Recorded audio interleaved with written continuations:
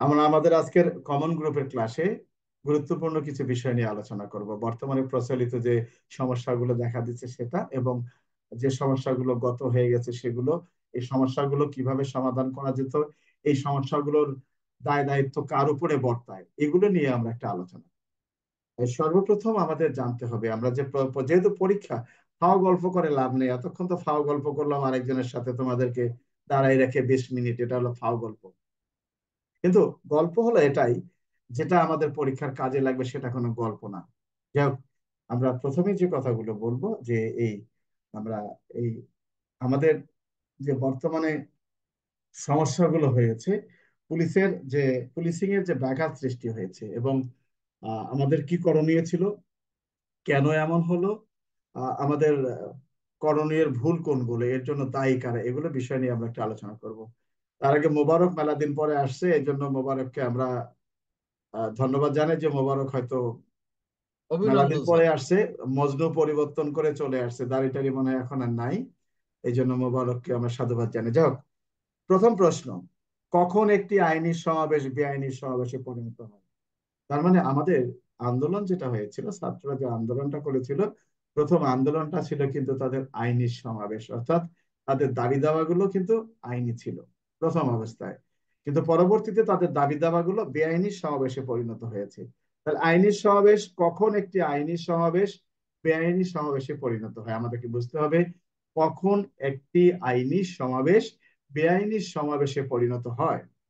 আমাদের এই যে একটা বিষয় আছে, আইনি সমাবেশ বেআইনি সমাবেশে পরিণত হয় কখন একটি আইনি সমাবেশ, আমাদের যারা বিভিন্ন গাইড লিখেছে, বিভিন্ন বই যারা ক্লাস, বই দেখে যারা ক্লাস করায়, বেশিরভাগ ক্ষেত্রে তারা ভুল ধারা দিয়েছে তাদের গাইডে।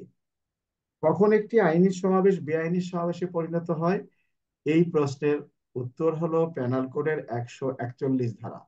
অর্থাৎ পেনাল কোডের 141 ধারায় বলেছে কখন একটি আইনি সমাবেশ বেআইনি সমাবেশে পরিণত হয়।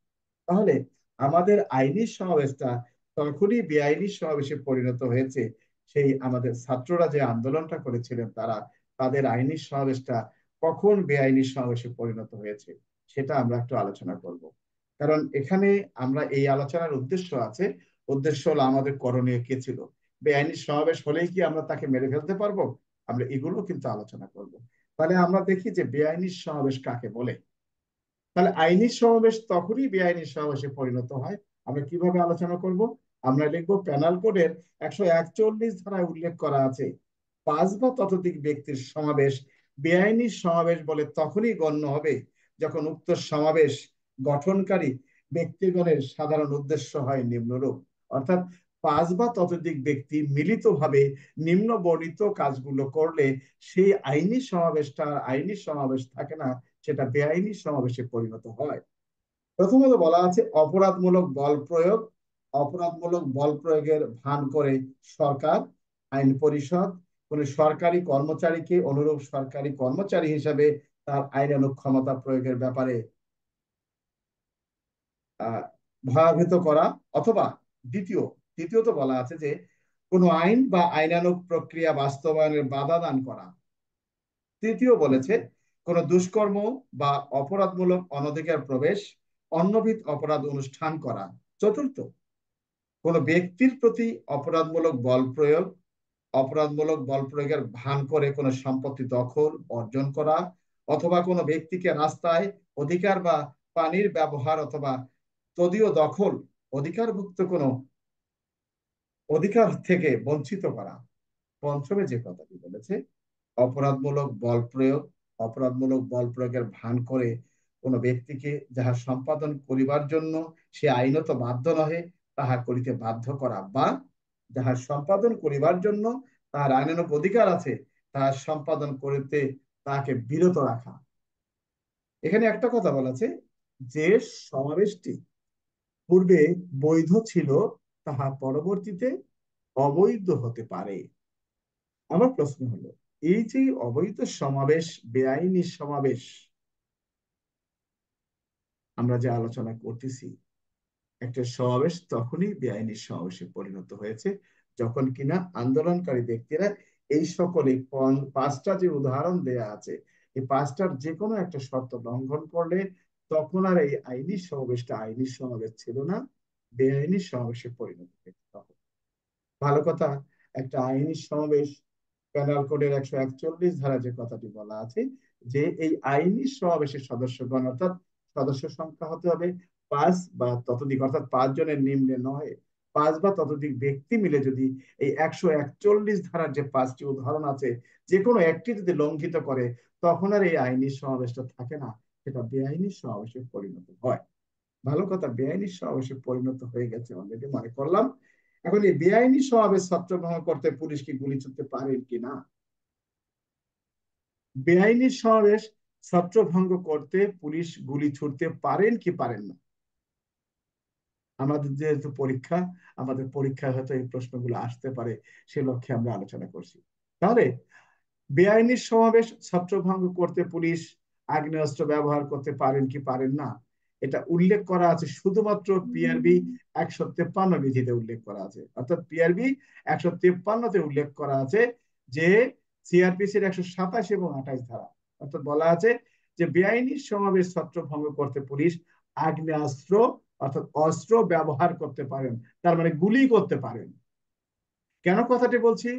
এই আন্দোলনে আমাদের অনেক পুলিশ সদস্য শহীদ হয়েছেন, অনেক ছাত্র শহীদ হয়েছেন। ছাত্ররা দাবি করতেছেন পুলিশের গুলিতে তারা শহীদ হয়েছেন, পুলিশ দাবি করতেছেন ছাত্র এবং আন্দোলনকারীদের গুলিতে, দুঃখিত, আন্দোলনকারীদের হামলায় তারা শহীদ হয়েছেন। কিন্তু এই লোকগুলো তো মারা গেছেন, এটা তো সঠিক। এখানে কাদের ভুল ছিল, পুলিশের না জনসাধারণের না ছাত্রদের? আমরা যেটা দেখেছি, ছাত্ররা আন্দোলন করেছে, সেখানে আমাদের পুলিশ নিহত হয়েছে। পুলিশকে কারা নিহত করেছে, কারা খুন করেছেন, সেটা আইন খুঁজে বের করবেন, সেটা আইনের বিষয়। কিন্তু পুলিশের যে এই বেআইনি সমাবেশ ছত্রভঙ্গ করার প্রতি পুলিশের যে আগ্নেয়াস্ত্র ব্যবহার করার ক্ষমতা দেওয়া হয়েছে, এটা উল্লেখ করা আছে পিআরবি 153 বিধি। কিন্তু আমরা আগ্নেয়াস্ত্র ব্যবহার করব সেখানে কিন্তু বলিনি যে আমি মেরে ফেলতে পারবো। আপনি করেছেন, আগ্নেয়াস্ত্র ব্যবহার করেছেন, গুলি করেছেন। আগে পুলিশের, এখন আসছে শটগান, আগে ছিল গাদার বন্দুক। পিআরবিতে কিন্তু এখনো সেই গাদা বন্দুকের কথা কিন্তু এখনো উল্লেখ করা আছে। কি তোমাদের জানা আছে গাদা বন্দুকের কথা? অর্থাৎ বন্দুক যেটা একনালা দোনালা বন্দুকের কথা। আর জানো তোমরা পুলিশের যে এটা ছিল এক সময়, শটগানের জন্ম কিন্তু আগে হয়নি, শটগানের জন্মটা পরে হয়েছে। পুলিশের 303 মার্ক 4 রাইফেল ছিল আগে, আর ছিল SMC, LMG, SMG, LMG, এগুলা ছিল। সেটা ছিল কিসের, 9mm, বা আরেকটা ছিল সম্ভবত LMG ছিল, 3-2 রাইফেলের গুলি ব্যবহার করা যেত, LMG বড় যেটা। ওই ম্যাগজিন গার্ডে ডিউটি করতে গেলে, যেটা ডিএমপি তে যারা ডিউটি করছো, LMG একটা পোস্ট আছে, জানো তো নাকি? যাক, তোমাদের যদি, তোমাদের হয়তো এগুলো ডিএমপির ম্যাগজিন গার্ডে তোমরা ডিউটি করো নাই। এখন প্রশ্ন হলো, পুলিশ এই বেআইনি জনতা ছত্রভঙ্গ করার ক্ষেত্রে আগ্নেয়াস্ত্র ব্যবহার করতে পারেন কি পারেন না? আমরা যদি পিআরবি 153-তে যাই, সেখানে কিন্তু স্পষ্ট করে বলে দেওয়া আছে পুলিশ কখন বেআইনি জনতা ছত্রভঙ্গ করতে আগ্নেয়াস্ত্র ব্যবহার করতে পারেন। সেখানে স্পষ্ট করে বলা আছে যে বেআইনি সমাবেশ ছত্রভঙ্গ করিবার জন্য আগ্নেয়াস্ত্র ব্যবহার একদল জনতার উপর গুলিবর্ষণের নির্দেশকে একটি চরম ব্যবস্থা হিসেবে গণ্য করিতে হইবে। কেবলমাত্র জীবন ও সম্পত্তি রক্ষার জন্য একান্তভাবে প্রয়োজন হয়ে পড়িলে তবেই উহা করা যায়, অথবা যখন একজন ম্যাজিস্ট্রেট, থানার ভারপ্রাপ্ত অফিসার অথবা তাহার চাইতেও উচ্চ পদস্থ কোনো অফিসার মনে করেন যে অন্য কোনোভাবে জনতাকে ছত্রভঙ্গ করা সম্ভব নহে, কেবল তখনই বেআইনি জনতাকে ছত্রভঙ্গ করিবার জন্য গুলিবর্ষণের নির্দেশ দেওয়া যাইতে পারে। তার মানে পিআরবি 153-এর 1-এ স্পষ্ট করে বলে দিল যে এই বেআইনি সমাবেশ ছত্রভঙ্গ করিবার লক্ষ্যে পুলিশ গুলি ছুটতে পারেন। এরপরে বলা আছে জনতার উপর গুলিবর্ষণের নির্দেশ প্রদানের পূর্বে ম্যাজিস্ট্রেট কিংবা কোনো ম্যাজিস্ট্রেট উপস্থিত না থাকলে পুলিশ দলের নেতৃত্বকারী পুলিশ অফিসার দাঙ্গাকারী জনতাকে এই মর্মে পূর্ণাঙ্গ যথেষ্ট পরিমাণে হুঁশিয়ারি করিয়া দিবেন যে তাহারা যদি অবিলম্বে ছত্রভঙ্গ না হয় তাহাদের উপর গুলিবর্ষণ করা হইবে। আমাদের পুলিশ দল আমাদের পুলিশ দল এই গুলিবর্ষণের পূর্বে এই কাজটি করেছিল কিনা সেটাও আমাদের অদ্য জানা নাই। তাদেরকে হেলার মাইকিং করেছিল কিনা যে আপনারা ছত্রভঙ্গ হন, নইলে কিন্তু আমরা গুলি চালাতে বাধ্য হব। আমরা আইনের কথা বলবো, আমরা ভিডিওতে কি দেখেছি সেটা নিয়ে কথা বলবো না, আমরা আইনের কথাগুলো বলবো, যেহেতু আমাদের পরীক্ষার প্রশ্ন এটা। এরপরে বলা আছে, দাঙ্গা দমনে অথবা দাঙ্গাকারী জনতাকে ছত্রভঙ্গ করিবার কাজে নিয়োজিত সকল শ্রেণীর পুলিশ পরিবর্ষণের পূর্বে একজন ম্যাজিস্ট্রেট, থানার ভারপ্রাপ্ত অফিসার অথবা তার চাইতে উচ্চপদস্থ কোনো পুলিশ অফিসারের নির্দেশকে অবশ্যই অপেক্ষা করিবে। অর্থাৎ পুলিশ অফিসারের নির্দেশ ছাড়া আপনি ওই দাঙ্গাকারীদের বিরুদ্ধে কখনোই গুলিবর্ষণ করতে পারবেন না। আমার প্রশ্ন হলো, এই পিআরবি 153 কোথায় বলা আছে যে পুলিশ গুলি করে মারতে পারবে? ওখানে আছে? আছে নাকি?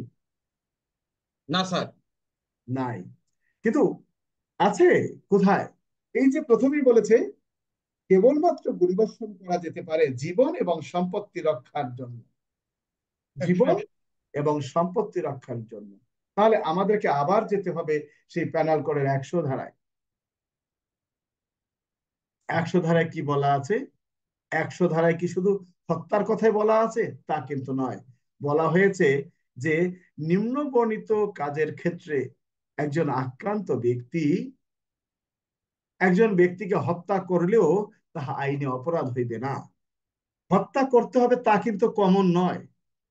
হত্যা করলেও আইনে তাহা অপরাধ হিসেবে গণ্য হইবে না।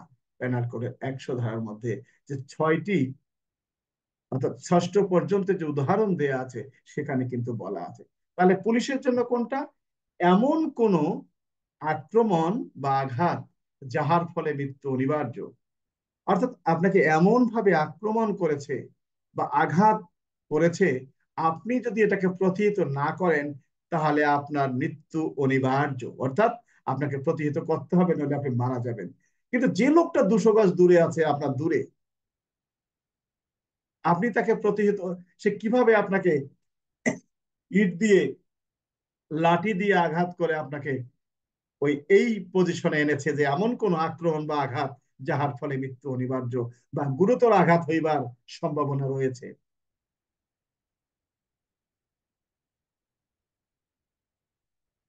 তাহলে আমাদের বিষয়টা হলো, পুলিশ বেআইনি জনতা ছত্রভঙ্গ করিবার ক্ষেত্রে কোন কোন ক্ষেত্রে আগ্নেয়াস্ত্র ব্যবহার করতে পারে। তার প্রথমে আমরা বুঝলাম বেআইনি সমাবেশ কাকে বলে, অবৈধ সমাবেশ কাকে বলে, কখন একটি আইনি সমাবেশ বেআইনি সমাবেশ বা অবৈধ সমাবেশে পরিণত হয় আমরা জানলাম। 141 আর পিআরবি 153-তে বলা আছে যে পুলিশ যে কাজটি করতে পারে সেটি হলো এই বেআইনি জনতা ছত্রভঙ্গ করিবার লক্ষ্যে আগ্নেয়াস্ত্র ব্যবহার। তাহলে পুলিশকে প্রথম কি কাজ করতে করা হয়েছে? পুলিশকে প্রথম হলো ওই সমাবেশটা ছত্রভঙ্গ করিবার নিমিত্তে পুলিশ জনসাধারণকে আদেশ দিবেন যে আপনারা ছত্রভঙ্গ হয়ে যান। এবং এই সিআরপিসির 127 ধারা অনুযায়ী থানার ভারপ্রাপ্ত কর্মকর্তা বা একজন ম্যাজিস্ট্রেট, তিনি এই বেআইনি জনতাকে ছত্রভঙ্গ করিবার জন্য সিআরপিসির 127 ধারা অনুযায়ী আদেশ প্রদান করতে পারবেন। এবং সিআরপিসির 127-এ উল্লেখ করা আছে যে পুলিশ কিংবা ম্যাজিস্ট্রেটের আদেশ পাওয়া মাত্রই বেআইনি জনতায় অবস্থানরত ব্যক্তিদের দায়িত্ব হবে ছত্রভঙ্গ হওয়া। কি করবে? ছত্রভঙ্গ হওয়া। এখন তারা ছত্রভঙ্গ হয় নাই, তাহলে কি হবে? সিআরপিসির 128 ধারায় বলা আছে, সিআরপিসির 127 ধারার কার্যক্রম পরিচালনা করিবার পরও যদি কোন সমাবেশে অবস্থানরত ব্যক্তিরা ছত্রভঙ্গ না হয়, তাহলে পুলিশ কি ব্যবস্থা গ্রহণ করতে পারবেন, ম্যাজিস্ট্রেট কি ব্যবস্থা গ্রহণ করতে পারবেন? বলছে ওই সমাবেশটা ছত্রভঙ্গ করিবার নিমিত্তে বেসামরিক পুরুষ ব্যক্তির সাহায্য নিতে পারবেন, প্রয়োজনে শক্তি প্রয়োগ করতে পারবেন, প্রয়োজনে বিনা পরোয়ানায় গ্রেপ্তার করতে পারবেন। বেসামরিক পুরুষ ব্যক্তির সাহায্য নেওয়া হলো, বেআইনি জনতার লোকদেরকে আমরা কোনো অবস্থাতেই ছত্রভঙ্গ করতে পারতেছি না। এরপর কি হলো? আমরা শক্তি প্রয়োগ করলাম। অর্থাৎ শক্তি প্রয়োগ বলতে কি বোঝানো হয়েছে? আমরা শক্তি প্রয়োগ করেছি কি, তাদেরকে মারধর বাংলায় এখানে লেখা নাই। আমরা তাদেরকে ছত্রভঙ্গ করার জন্য লাঠিচার্জ যেটাই বলি না কেন আমরা শক্তি প্রয়োগ করতে পারবো। এরপরে প্রয়োজনে বিনা পরোয়ানায় গ্রেপ্তার করতে পারবো। কিন্তু সবকিছু করার পরেও বেআইনি জনতাগণ ছত্রভঙ্গ হয় নাই, তারা মারমুখী হয়ে গেছে। তখন আমাকে যেতে হবে এই পিআরবি 153-তে। পিআরবি 153-তে বলেছে এই সকল কাজ করার পরেও যদি কোনো অবৈধ জনতা ছত্রভঙ্গ না হয়, সেক্ষেত্রে যদি আগ্নেয়াস্ত্র ব্যবহার প্রয়োজন হয়ে পড়ে, তথায় পুলিশ আগ্নেয়াস্ত্র ব্যবহার করতে পারবেন। তাহলে কি আমরা বুঝতে পারছি যে পুলিশ কখন আগ্নেয়াস্ত্রটা ব্যবহার করতে পারে এই বেআইনি জনতা ছত্রভঙ্গ করিবার লক্ষ্যে? কে আমার কথা বুঝতে পারছো তোমরা, না বোঝো নাই? জি স্যার, বুঝতে পারছি স্যার। জি স্যার, কে? বুঝতে রুহুল পারছি স্যার। আমিন? রুহুল আমিন, কোনো কিছু বোঝার সমস্যা আছে এই প্রশ্নের? প্রশ্ন হলো কখন একটি আইনি সমাবেশ বেআইনি সমাবেশে পরিণত হয়।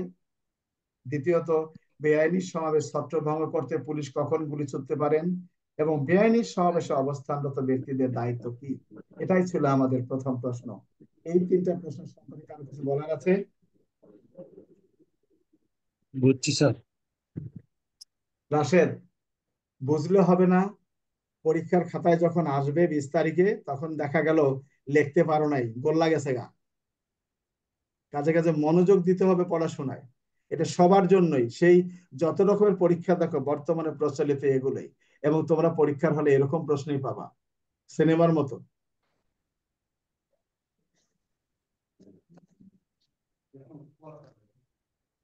স্যার, আমরা, এখানে আমার একটু প্রশ্ন আছে, স্যার। হ্যাঁ বলো। স্যার, মানে বেসামরিক যে পুরুষ ব্যক্তির সাহায্য, এটা বলতে কি বোঝাচ্ছে স্যার? বেসামরিক, এটাকে সাধারণত আমরা বিডিআর, বেসামরিক ব্যক্তি কারা? জনসাধারণ তো সেনানৌবিক। বেসামরিক। জনসাধারণের সাহায্য নিয়ে ছত্রভঙ্গ করার কথা তো এখানে বলা হয়নি। Public public. কেন আমরা যে বিডিআর আনি, বিডিআর কে? বিডিআর কি সামরিক বাহিনী? বেসামরিক স্যার। আধা সামরিক স্যার। এটা আধা সামরিক বলা যাবে না, আধা সামরিক বাহিনী বলা নাই তো, বেসামরিক বলা আছে। আমরা জনসাধারণের সাহায্য নিতে পারবো, সবকিছু নিয়ে আমরা ছত্রভঙ্গ করতে পারবো। অর্থাৎ উদ্দেশ্য কি? কারণ আমরা যখন মারামারি লাগে আমরা বলি না ভাই আপনি থাকান তো, আপনাদের লোকজন কি করতেছে দেখেন। আমরা বলি না অনেক সময় মহল্লার মাতব্বর টাতব্বর গুলো বলি না? পরবর্তী প্রশ্ন, আমি কতগুলো তৈরি করছি তোমাদের, এগুলো পরীক্ষায় তোমরা এই যে কটা আলোচনা করবো 8টা 9টা, এগুলো পরীক্ষায় পেয়ে যাবে, সবার জন্য তোমরা পেয়ে যাবে, চিন্তার কিছু নেই। 2 সেটে তো পাবাই, এর বাইরে এই জাতীয় প্রশ্ন আসার ছাড়া আর কোনো উপায় নেই। ক নামক পুলিশ সদস্য বিনা উস্কানিতে শান্তিপ্রিয় একটি মিছিলের উপর গুলিবর্ষণ করেন, কয়ের অপরাধ? ক নামক পুলিশ সদস্য শান্তিপ্রিয় অর্থাৎ বেআইনি সমাবেশ অনুষ্ঠিত হয় নাই এরকম মিছিলের উপরে যদি গুলিবর্ষণ করেন, এক্ষেত্রে তার অপরাধ কি? শান্তিপ্রিয় মিছিল অর্থাৎ জনসাধারণের সুযোগ আছে, তারা মিটিং মিছিল করবেন, শান্তিপ্রিয় মিটিং মিছিল উপরে গুলিবর্ষণ করেছেন। এখানে কিন্তু ওই কথাটি বলা নাই যে এখানে তার এই ধারায় অপরাধ হবে ওই ধারায় অপরাধ হবে। তবে আমরা জানি প্যানাল কোডের 76 ধারায় যে বিষয়টি উল্লেখ করা আছে, ঊর্ধ্বতন কর্তৃপক্ষের বৈধ আদেশ পালন করতে গিয়ে যদি বেআইনি জনতার উপরে গুলিবর্ষণ করা হয়, তাহলে সেটি অপরাধ হিসেবে গণ্য হইবে না। কিন্তু এখানে কথাটা হলো বিনা উস্কানিতে, তার মানে এটি বেআইনি সমাবেশ অনুষ্ঠিত হয় নাই। তার মানে এই ব্যক্তিটা যে কাজটি করেছে, শান্তিপ্রিয় একটি মিছিলের উপরে গুলিবর্ষণ করেছেন, এই তিনি প্যানাল কোডের সাধারণ ব্যতিক্রমের বিষয়টি আছে 76 ধারার প্রথম স্টেজ, এই এখানে তিনি কোনো প্রকার সুযোগ সুবিধা পাবেন না। অর্থাৎ তার কাজটি সাধারণ ব্যতিক্রমের মধ্যে পড়বে না। এটার কোনো শাস্তি, এটা কোনো ধারা উঠবে না যে ওই স্যার এই ধারা, কারণ এখানে বলা হয়নি এই গুলি করার ফলে কি অপরাধটা সংগঠিত হয়েছে, কেউ মারা গেছে, কারো ইনজুর্ড হয়েছে, কিংবা আহ কারো চোখ নষ্ট হয়ে গেছে, এইরকম কোনো কিন্তু এখানে উল্লেখ করা নাই। কাজে কাজে শাস্তির অন্য কোনো ধারা আসবে না। তার কাজটা হলো এটাই যে প্যানাল কোডের 76 ধারায় তার গুলি চালানোটা যে বৈধ, এটা অবৈধ হয়ে গেছে। কারণ এখানে বিনা উস্কানিতে, অর্থাৎ কোনো পুলিশ সদস্যই কখনোই বিনা উস্কানিতে কোনো জনতার উপরে গুলিবর্ষণ করতে পারবেন না। আইন তা কখনোই মান্য করে না। আইনি সমাবেশের উপরে গুলিবর্ষণ করার কোনো সুযোগ নেই। শুধুমাত্র বেআইনি সমাবেশের উপরে ছত্রভঙ্গ করিবার নিমিত্তে গুলিবর্ষণ করার সুযোগ আছে। আমার কথা কি বুঝতে পারছেন না, বোঝা নাই? বুঝতে পারছি। কি তবে স্যার জাফর ইকবাল? এখানে কোনো ধারা বসবে না।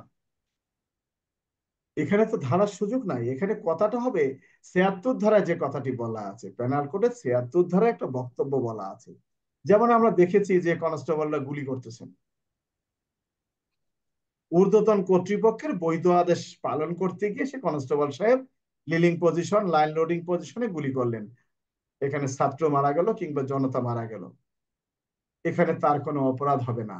কখনো অপরাধ হবে না। ঊর্ধ্বতন কর্তৃপক্ষের বৈধ আদেশ, আপনি চোখের সামনে দেখছেন যার প্রতি গুলি করতেছেন তার হাতে লাঠি আর ইট। আপনি ছত্রভঙ্গ করার একটা বিষয়, মারার একটা বিষয়। ছত্রভঙ্গ করতে গিয়ে আপনি শটগান ব্যবহার করতেন, তাও আপনি সেভাবে গুলি করবেন?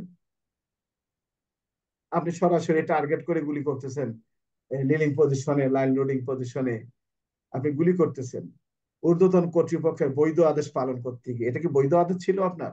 মানে আপনি প্রমাণ করেন যে আদেশটা তার বৈধ ছিল, কারণ আপনি চোখে দেখেছেন একটা কোনটা বৈধ কোনটা অবৈধ। এখন আমি বললাম আমার আন্ডারে 10-20 জন ছেলে পেলে আছে, আমার কনস্টেবল আমার আন্ডারে ডিউটি করতেছে, হঠাৎ করে বললাম যে এই লোকটা অনেক সুন্দর এবং সে অনেক টাকা পয়সা নিয়ে যাচ্ছে, বা এই নারীর গায়ে অনেক গহনা কাটি আছে, এই তুমি যেহেতু আমার আন্ডারে আছো, যাও সব কেড়ে নিয়ে আসো। ঊর্ধ্বতন কর্তৃপক্ষের বৈধ আদেশ তো এটা। এটা তো বৈধ আদেশ নাকি? না স্যার, বলতো না। আমরা গুলি করতে পারবো, মারতেও পারবো। কখন? ওই যে পেনাল কোডের 100 ধারার কথাটা বলেছে, 103 ধারায় বলেছে, 100 ধারার প্রথম যে দুটো উদাহরণ এটা আমাদের জন্য প্রযোজ্য। এমন কোন আক্রমণ বা আঘাত যাহার ফলে মৃত্যু অনিবার্য বা গুরুতর আঘাত হওয়ার সম্ভাবনা রয়েছে। আমরা যে ভিডিও ফুটেজ গুলো দেখেছি, পুলিশকে পিঠে মারতেছে, সেখানে পুলিশ ছিন্ন হয়ে গিয়েছেন, অর্থাৎ দলচ্যুত হয়ে গেছে, দল থেকে চলে গেছে অন্য জায়গায়। সে নিজেকে রক্ষা করতে পারে নাই, সে নিজেকে রক্ষা করতে পারে নাই। কিন্তু যেটা আপনি নিজে দেখতেছেন যে যাদের প্রতি আপনি গুলি করতেছেন সরাসরি, তাদের হাতে কিন্তু কিছু নেই। আমরা আগের দিনে হরতাল ডিউটিতে দেখতাম বেশিরভাগ ক্ষেত্রে পুলিশ ইনজোর্ড হতো ককটেলে। যারা ডিএমপি তে চাকরি করছে তারা ভালো বলতে পারবে, ককটেলে ছেঁড়া বেড়া হয়ে যেত বিভিন্ন পুলিশ সদস্যের দেহ এবং গুলি করতো। এবার কিন্তু ছাত্র আন্দোলনে পুলিশের প্রতি কিন্তু গুলি হয় নাই। কোন পুলিশ সদস্য কি গুলিতে মারা গেছে? এতগুলো যে মারা গেছে, মনে হয় না। বোমে মারা গেছে? মনে হয় না। সব মারা গেছে পিটিয়ে মারানো হয়েছে, দা দিয়ে কোপে আঘাত করে মারানো হয়েছে, কিন্তু গুলি করে বা বোম দিয়ে আমার মনে হয় না। আগুন দিয়ে মারা হয়েছে, যেটা নির্মম একটা হত্যাকাণ্ড। স্যার ওই এই সময় ধরনের মারা গেছে। হ্যাঁ, আর এই ধরনের প্রশ্ন আসলে স্যার আমরা উত্তরটা লিখবো কিভাবে স্যার? কেন যেভাবে প্রশ্ন আসে আমাদের এখানে বললাম তো, ক নামক পুলিশ সদস্য বিনা উস্কানিতে শান্তিপ্রিয় মিছিলের উপর গুলি করেছেন, তো সেটা দেখবা শান্তিপ্রিয় মিছিলের উপর গুলিবর্ষণ আইনে কখনো সমর্থন করে না। সে যে কাজটি করেছে পেনাল কোডের ৭৬ ধারা অনুযায়ী তার কাজটি সাধারণ ব্যতিক্রমের মধ্যে পড়ে না, বিনা উস্কানিতে। আর যদি প্রশ্নেই বলা থাকে ঊর্ধ্বতন কর্তৃপক্ষের বৈধ নির্দেশে, তাহলে তার কোনো অপরাধ হবে না, যদি প্রশ্ন এরকম করা থাকে। কিন্তু সেই বৈধ নির্দেশটা যদি এরকম আপনি সচক্ষে দেখেন যে এইরকম ঘটনা, তাহলে এটাকে আপনি বৈধ কিভাবে মেনে নেবেন? ঊর্ধ্বতন কর্তৃপক্ষ বৈধ আদেশ বললো, বৈধ অবৈধ এটা আপনাকে বুঝতে হবে। পুলিশ বেআইনি জনতাকে ছত্রভঙ্গ করার জন্য আগ্নেয়াস্ত্র ব্যবহার করতে পারবেন, কিন্তু পুলিশ একজন ব্যক্তিকে মারতে পারবেন, মেরে ফেলতে পারবেন এই বেআইনি জনতা ছত্রভঙ্গ করতে গিয়ে কখন? যদি কিনা এমন আঘাত এসছে পুলিশ যদি প্রতিহত না করে, পুলিশের মৃত্যু অনিবার্য, অনিবার্য বলা আছে। প্রতিহত না করলে বা গুরুতর আঘাত হওয়ার সম্ভাবনা রয়েছে, তো আপনার কাছ থেকে যেমন আমরা যেটা দেখি যে একটা কথা দেখলাম, কিছু কিছু বিষয় আছে যে দূরের কিছু আপনি গুলি যে করবেন, আমাদের প্রমাণ করতে হবে এই সাক্ষ্য আইনের 105 ধারা। আপনি কিভাবে প্রমাণ করবেন? আপনি পুলিশ সদস্য, যেখানে জনসাধারণ মারা গেছে 5 জন, পুলিশ সদস্য সেখানে ইনজুর হয়েছে অনেকগুলো, কিন্তু ইনজুর যেগুলো হয়েছে ইটের আঘাতে, সব মাইনর। মেজর যেখানে হয়েছে একেবারে গুরুতর, মারা গেছে অনেক, সেগুলো নিয়ে তো প্রশ্ন আসে নাই। আমাদের কথাটা এখানে আমি তোমাদের বোঝাচ্ছি, ওই ঘটনা না, আমরা এখানে ক্লাসগুলো মানে আলোচনা করতেছি এ কারণে, মানে আমাদের এখনো আমাদের সদস্যরা বিভিন্ন ভাবে বিভিন্ন রকমের লিখতেছে, এটা ওটা হাবিজাবি এগুলো। এখানে কিছু আমাদের বুঝার ভুল আছে, আমাদের কমান্ডিং অথরিটির ভুল আছে। একজন আসামি ক্রস ফায়ার দিয়েছেন, আপনি ক্রস ফায়ার আপনি দিয়েছেন, এজাহারে ক্রস ফায়ার কি? উভয় পক্ষের গোলাগুলির এক পর্যায়ে আপনার হেফাজতে থাকা আসামিটা পলায়নের সময় গুলিতে নিহত হয়েছে। কার গুলিতে নিহত হয়েছে এটা আইডেন্টিফাই করা সুযোগ হয় নাই, উভয় পক্ষের গোলাগুলির এক পর্যায়ে। আপনার পুলিশের আপনার পুলিশের একটা গুলি লাগে নাই, একটা গুলিও লাগেনি পুলিশের গায়ে, অথচ ও গুলিতে মারা গেছে। তার মানে পুলিশের হাতটা অনেক শুট করা। আর আপনি এজাহারে উল্লেখ করলেন যে উভয় পক্ষের গোলাগুলিতে, অনেক গোলাগুলি, তার মানে অনেক গোলাগুলি হয়ে গেছে। ভালো কথা, আপনি গুলি করছেন কোথায়? বুকে। আপনি বুকে গুলি করেছেন, আপনি বুকে গুলি করতে পারবেন না তো। এক্ষেত্রে পালানো, আপনি এজাহারে উল্লেখ করছেন পালানোর চেষ্টাকালে, উভয় পক্ষের গোলাগুলির এক পর্যায়ে সে পালানোর চেষ্টা করে বা তার সন্তানটাকে কেড়ে নেওয়ার চেষ্টা করে, আপনি গুলি করেছেন, সে মারা গেছে। গুলিটা লাগতে হবে পিছন দিক দিয়ে। আসামির পলায়ন রোধ করতে আপনি গুলি করেছেন, আপনাকে পিছনে গুলি করতে হবে, এবং সে গুলিটা আপনাকে জাস্টিফাই দেখাতে হবে যে গুলিটা কত রেঞ্জের মধ্যে থেকে আপনি গুলিটা করেছেন। যদি তাকে থাপা দিয়ে ধরার মতো সুযোগ থাকে, আপনার গুলি করার কোনো সুযোগ নেই। কারণটা কি? কোন কোন ক্ষেত্রে দেহ রক্ষার অধিকার প্রয়োগ করা যাবে না বলা আছে? যখন আইনের আশ্রয় নেওয়ার সুযোগ থাকে তখন। তো যাকে আপনি ধরে ফেলেছেন, একটা কনস্টেবল ধরার পরে লোকটাকে পিছন থেকে এসে গুলি করলো, এটা স্টার 302, এখানে আর কিচ্ছু নাই। ও কি করছিল? যখনই আপনি ধরবেন, আপনি একজন ব্যক্তিকে হত্যা করার জন্য ঘুরে বেড়াচ্ছেন, সে অনেকগুলো পুলিশকে মেরে ফেলছে, আপনি তাকে বন্দুক নিয়ে ঘুরে বেড়াচ্ছেন, হঠাৎ করে সে এসে, আপনি তাকে আর গুলি করে মারতে পারবেন না। যে ছেলেটাকে আপনি ধরে নিয়ে যাচ্ছেন, অলরেডি সে পুলিশ কাস্টডিতে আছে, 3 পুলিশ হাত দিয়ে 3 দিকে ধরে গেছে, আর আপনি এসে গুলি করে মারলেন। কনস্টেবল যেটা অ্যারেস্ট হলো, শিল্প পুলিশের না কার জানি, এটা কি তার কাজটা কি সঠিক হয়েছে কি আইনুল? না স্যার, সরি হয় নাই। অনেকের হয়তো মনে ক্ষোভ থাকবে, স্যার মনে হয় বিরুদ্ধে বলতেছে, না এটা বাস্তবতা। এগুলো এখন কথাগুলো বুঝবা না, পরে তোমরা চিন্তা করে দেখো, তখন দেখবে যে আমাদের ভুলগুলো কোথায় ছিল, আগামীতে যেন আমাদের এই ভুলগুলো না হয়। এরকম পরিস্থিতি এখন না আসুক, 20 বছর, 50 বছর, 100 বছর পরে হলেও আসবে। এই যে রেকর্ডটা কিন্তু থেকে যাবে। পুলিশ বিদ্রোহ কবে হয়েছিল, সেনা বিদ্রোহ কবে হয়েছিল, বিডিআর বিদ্রোহ কবে হয়েছিল, এগুলা কিন্তু একটা ডকুমেন্টারি হিসেবে থেকে যাচ্ছে। আমাদের এটাও থাকবে। তাহলে ভবিষ্যৎ বংশধর কিভাবে সংশোধন হবে যদি আমরা এখন থেকে চেষ্টা না করি? প্রশ্ন হলো, দেহ এবং সম্পত্তির রক্ষা কখন আক্রমণকারীর মৃত্যু ঘটানো যাবে? দেহ এবং সম্পত্তি। তো দেহ রক্ষার কথা বলা হয়েছে পেনাল কোডের 100 ধারায়, আর 103 ধারায় বলা হয়েছে সম্পত্তি রক্ষার কথা। ভালো কথা। দেহ এবং সম্পত্তি রক্ষা কখন আক্রমণকারীর মৃত্যু ঘটানো যাবে? দেহ এবং সম্পত্তি রক্ষায় আক্রমণকারীর মৃত্যু ঘটাতে পারেন যে কোনো ব্যক্তি, কিন্তু কারণ আছে, কারণ ছাড়া মৃত্যু ঘটাতে পারবেন না। কি বলেছে? দেহর ক্ষেত্রে বলেছে 100 ধারায় যে এমন কোন আক্রমণ বা আঘাত যাহার ফলে মৃত্যু অনিবার্য। আপনাকে এমন ভাবে আক্রমণ করেছে, আপনি প্রতিহত না করলে মারা যাবেন অথবা গুরুতর আঘাত হতে পারে। তৃতীয়ত, ধর্ষণের অভিপ্রায় আক্রমণ বা আঘাত। তাহলে আপনাকে বুঝতে হবে আঘাত কাকে বলে। আগে চলে যান পেনাল কোডের 319 ধারায় আঘাতের উদাহরণ দেয়া আছে। 351 ধারায় চলে যান, পেনাল কোডের আক্রমণ কাকে বলে। অর্থাৎ ওই দুটো ফুলফিল আপ করে এসে এখানে আপনাকে দেখাতে হবে এমন কোন আক্রমণ বা আঘাত যার ফলে গুরুতর আঘাত হতে পারে বা মৃত্যু হতে পারে বা সম্ভাবনা রয়েছে, বা ধর্ষণের অভিপ্রায় আক্রমণ বা আঘাত। আপনি রাস্তা দিয়ে একটা নারী যাচ্ছেন, হঠাৎ করে জড়িয়ে ধরে একজন চুমা খেলো, আর আপনার হাতে থাকা দা আপনি দিয়ে তাকে কোপ মেরে মেরে ফেলবেন, এই পেনাল কোডের 100 ধারা আপনাকে কখনোই সমর্থন করে না। তাই বলে যে আপনি তাকে আঘাত করতে পারবেন না তাও কিন্তু নয়। এই 100 ধারায় বলেছে যে আপনি কি অন্য কোনো কাজ করতে পারতেন।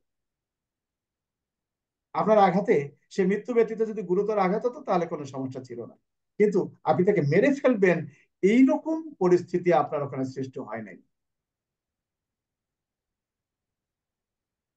তাহলে এরপরে কি বলা আছে? অস্বাভাবিক কামনা চরিতার্থ করিবার উদ্দেশ্যে আক্রমণ বা আঘাত, যেটা আমরা প্যানাল করে 377 ধারায় অস্বাভাবিক কামনার কথা উদাহরণ সেখানে দেয়া আছে, অস্বাভাবিক যে অপরাধগুলো আছে।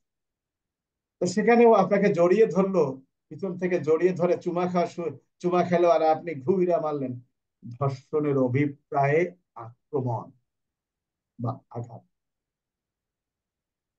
আপনাকে আঘাত, এই আঘাতটা কি? ওই 319-এ যে আঘাতের বর্ণনা গুলো দেওয়া আছে সেগুলো। এরপরে মুক্তিপণের কথা বলা আছে, অপহরণের কথা বলা আছে। ভালো কথা, জনসাধারণ পারে। সম্পত্তি রক্ষা কখন পারে? দস্যুতা সংগঠন কালে।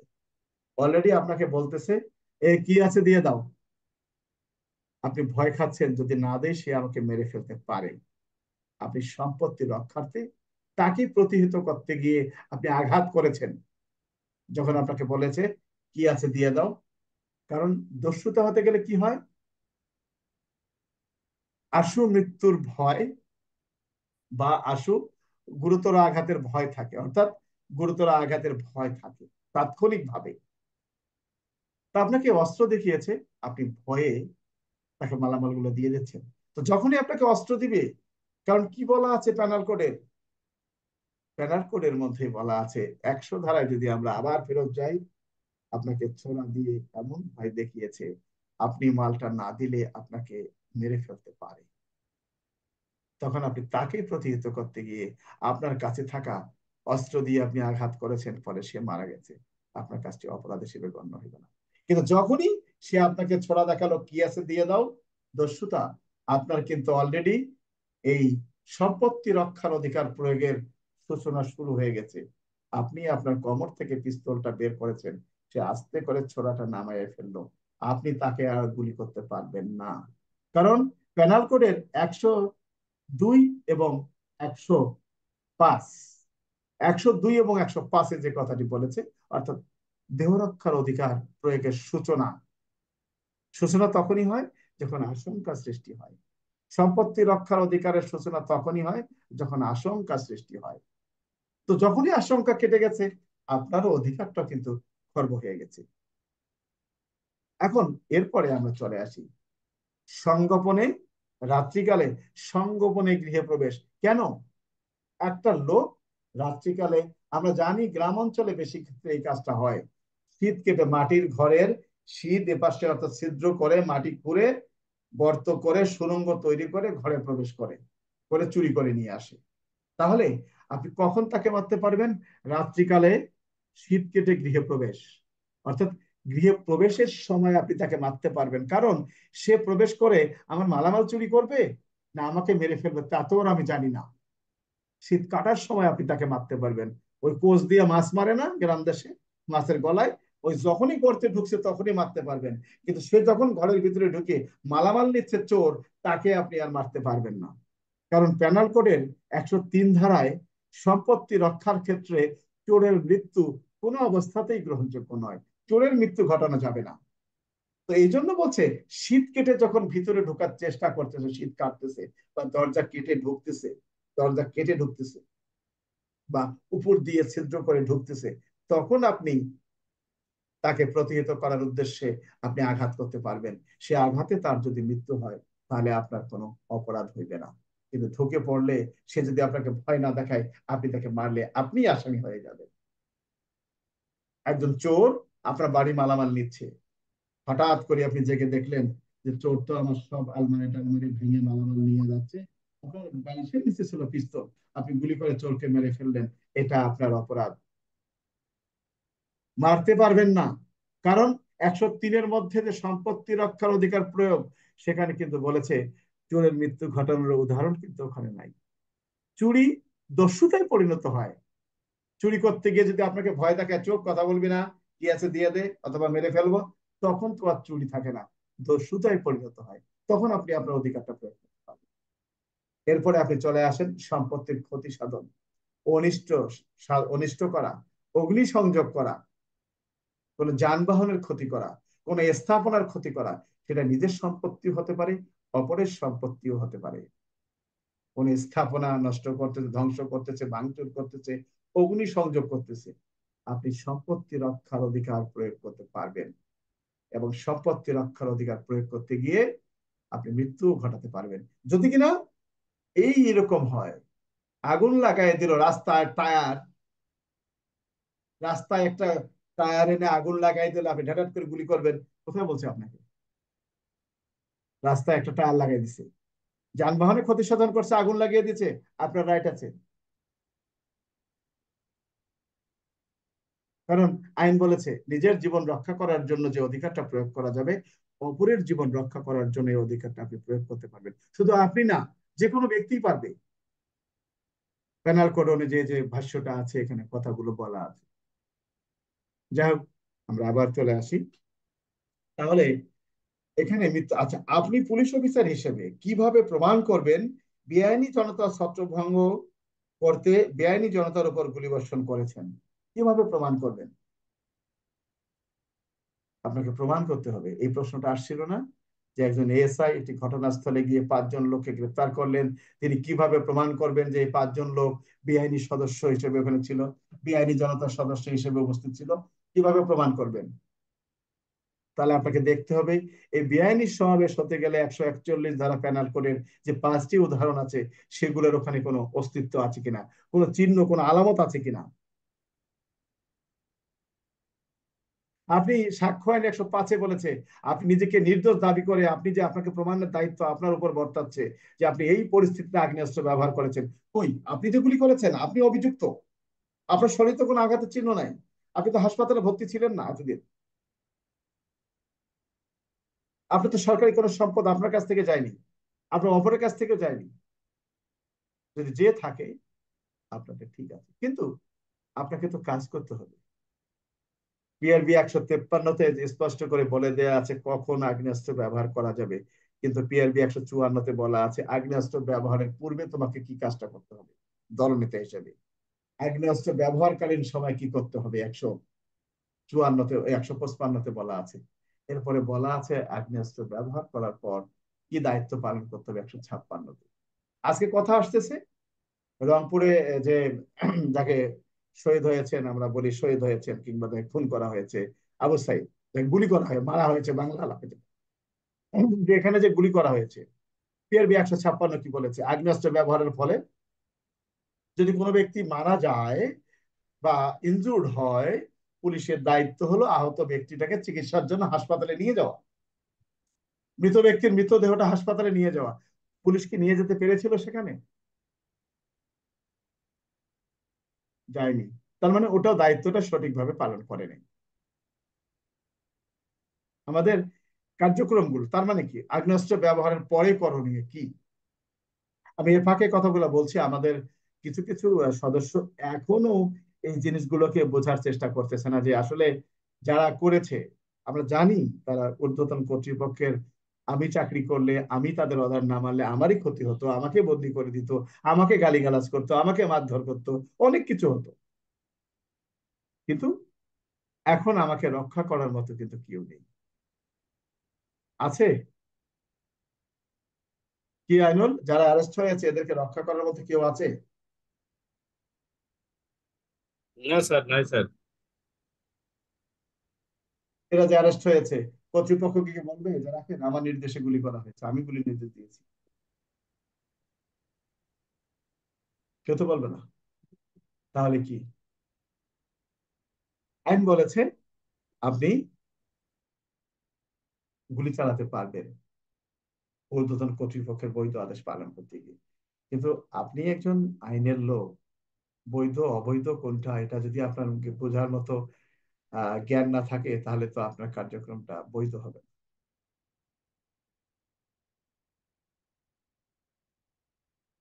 আচ্ছা, তাহলে আমরা দেহ এবং সম্পত্তি রক্ষার অধিকারে কখন আক্রমণকারী মৃত্যু ঘটানো যাবে, পেনাল কোডের 100 ধারা এবং পেনাল কোডের 103 ধারার কথা আমরা লিখবো। সেখানে অবশ্যই 99 ধারার ব্যতিক্রম সাপেক্ষে কথাটা আমরা লিখবো। আপনি পুলিশ অফিসার হিসেবে কিভাবে প্রমাণ করবেন, সেখানে আপনাকে অবশ্যই লিখতে হবে যে আমি পুলিশ অফিসার হিসেবে, এটা ধারার প্রশ্ন নয়, পুলিশ অফিসার হিসেবে সেখানে যে অবৈধ জনতা হয়েছিল প্রমাণ করতে গেলে আমাকে সে ঘটনাস্থল থেকে যে সেখানে ভাঙচুর করা হয়েছে বা কোনো ব্যক্তি আহত হয়েছে বা সেখানে যে সকল আলামত পড়ে আছে সেগুলো আমাকে জব্দ করতে হবে, বা সেগুলোর দ্বারা আমি প্রমাণ করতে পারবো যে তারা অবৈধ জনতায় পরিণত হয়েছিল। ভাঙচুর, অগ্নিসংযোগ, সে আলামত গুলো আপনাকে নিতে হবে। আশেপাশের লোকজন জিজ্ঞাসাবাদ করতে হবে, যদি কোনো ভিডিও ফুটেজ বা কোনো স্টিল কোনো ফুটেজ থাকে সেটা দ্বারা আপনি প্রমাণ করতে পারবেন। কিন্তু ভিডিওর আগে আপনাকে প্রমাণ করতে হবে ঘটনাস্থলে কিছু আছে। আমার কথা বুঝতে পারছো সবাই? সব ক্ষেত্রে ধারা পাবা না। আপনি একজন ফাঁড়ির ইনচার্জ, আপনি জানতে পারলেন একটি বেআইনি জনতায় দলবদ্ধ হয়ে ভাঙচুর করতেছে, আপনি গিয়ে কাউকে পান নাই, কিন্তু ঘটনাস্থলে গিয়ে আপনি কিভাবে প্রমাণ করবেন যে তারা এখানে বেআইনি সমাবেশ করেছিল? তার মানে আলামতের উপর ভিত্তি করে তো আপনাকে বুঝতে হবে, নাকি মোবারক?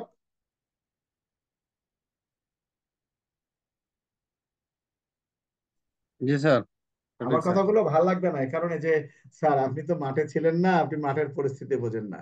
মাঠের পরিস্থিতি আমরা অনুভব করতে পারি এবং তোমাদের সাথেও আমরা একমত, কিন্তু আইনের বিষয়গুলো তোমাকে মানতে হবে। আমাদের যে ঊর্ধ্বতন কর্তৃপক্ষ আছে, এই যে ডিআইজি সাহেব বলে, আইজি সাহেব বলেন, অমুক সাহেব, যে সাহেব থেকে কথা বলি না কেন, এসপি সাহেবরা যোগদান করতেছে, তারা যে পুলিশ সদস্য যারা নিহত হয়েছে তাদের জন্য যে কিছু বলতেছে না, তার মানে এই নয় যে ওনারা পুলিশ সদস্যদেরকে ঘৃণা করতেছে। পরিস্থিতি, উনি কি করবেন? আমাদের কাজগুলোই তো এলোমেলো হয়ে গেছে। যে ব্যক্তি এই জিনিসগুলো জানবে সে নিজেই আস্তে আস্তে স্লো ডাউন হয়ে যাবে। এখনো বিভিন্ন আমাদের গ্রুপগুলোতে যে উল্টাপাল্টা লিখতেছে, এগুলো তো একটু পরিহার করা উচিত নিজেদেরকে, যে না আসলে এটা মনে হয় আমরা ভুল করতেছি।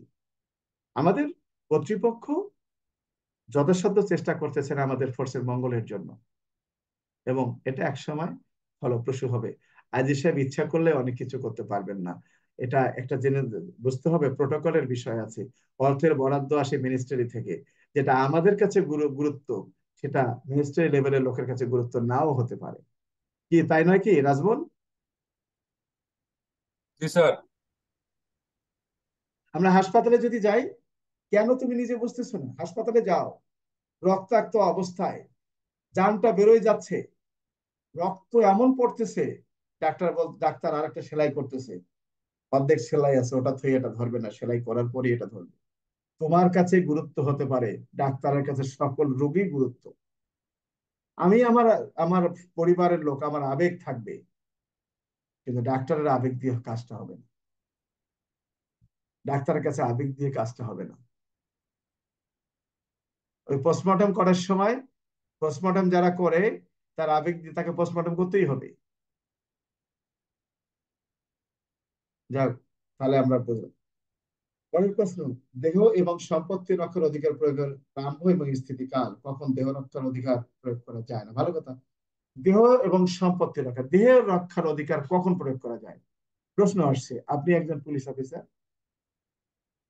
রাত্রিকালীন চেকপোস্ট ডিউটি করাকালে একটা গাড়িকে আপনি সিগন্যাল দিয়েছেন, গাড়িটা আপনার চেকপোস্ট থেকে 20 গজ দূরে গিয়ে দাঁড়িয়েছে, এবং সেখান থেকে একজন লোক একটা পিস্তল হাতে করে নিয়ে আসতেছেন।